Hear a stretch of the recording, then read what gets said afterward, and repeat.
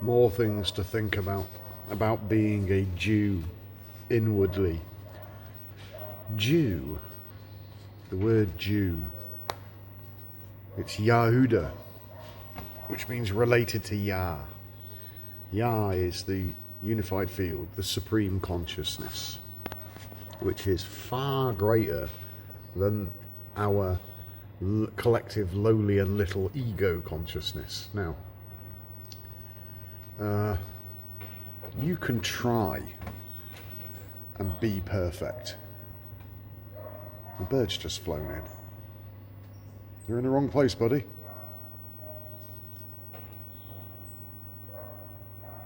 Anyway, little visitors.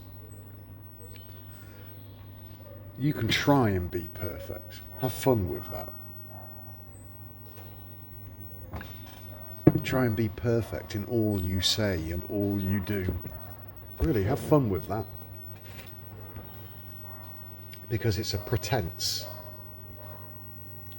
It's written in the Torah, come to me and be perfect. It will be made perfect. Now the Torah is your DNA, okay?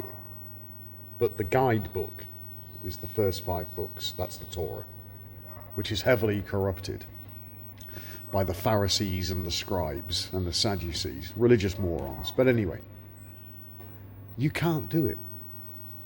Now you can be pious and think you're righteous and all the rest of it and try to put on a show in front of all of your followers, if you have any. I don't have followers. I have people that listen and chew the cud and follow their own spirit. I don't want followers. Because it's about following your consciousness. And this is why meditation is important, because then the ego is out the way and your cup is empty and it can be filled. The Holy Grail.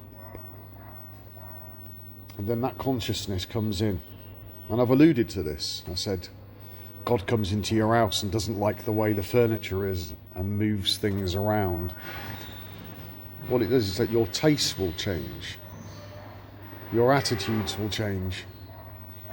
And initially you'll think, what's going on with me? What's going on? Who are these people? Why do you hate everything?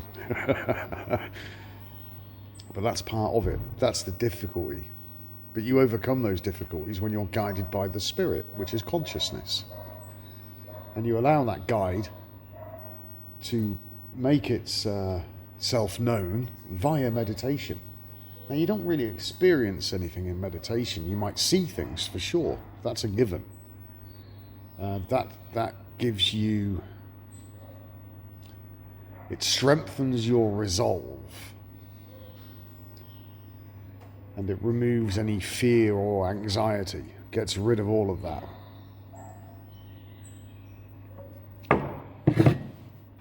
Fear of God, your brain, is learnt by rote, inherited from the traditions of your forefathers, all bowing down and shuffling about, following the man-made edicts and dogmas. Now, you might not be religious, but you've inherited that stuff anyway. You've heard it, you've picked it up, you've been tainted by it. But when you meditate, all that stuff gets taken away. And then you have these inner experiences. And you go through what some call the dark night of the soul. And you will experience a kind of judgment where you're being judged. But then that's lifted. It's taken away, and that's what they call grace. And then you experience this infinite love. It's indescribable. I don't even like talking about it, actually, because words are so pathetic. But that's like a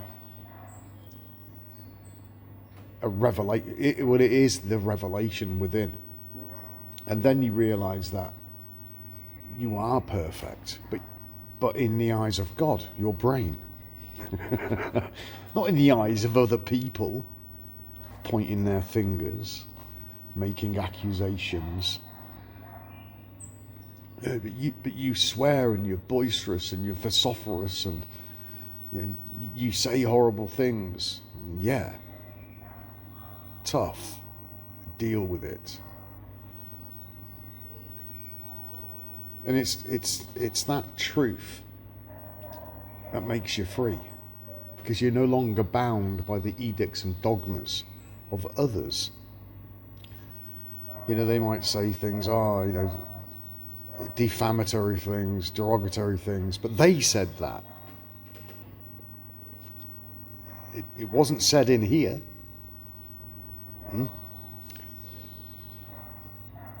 You said that, not I. The point I'm getting at is that it's an inward thing. And you express that inward journey by telling the truth and saying it how it is. And people don't like it because they love the lies. So you will have conflict. But as you progress on your journey, your conflict will lessen, because you'll look at others and you'll decide that they are not worthy of hearing what you know. So you'll select your audience accordingly. And so it is. Some of you have expressed to me that you feel lonely. Yes, I've been through that. But it's when you're experiencing that solitude, that dark, horrible place. That's where the journey starts. That's when you start to be introspective. And the inward journey is starting. And when you're ready, the student, the master will appear. That's your own consciousness. It will appear.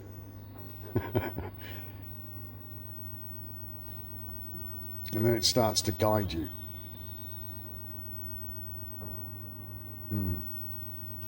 And all those that have known you all of your life, they'll know you've changed. You just won't take their shit anymore.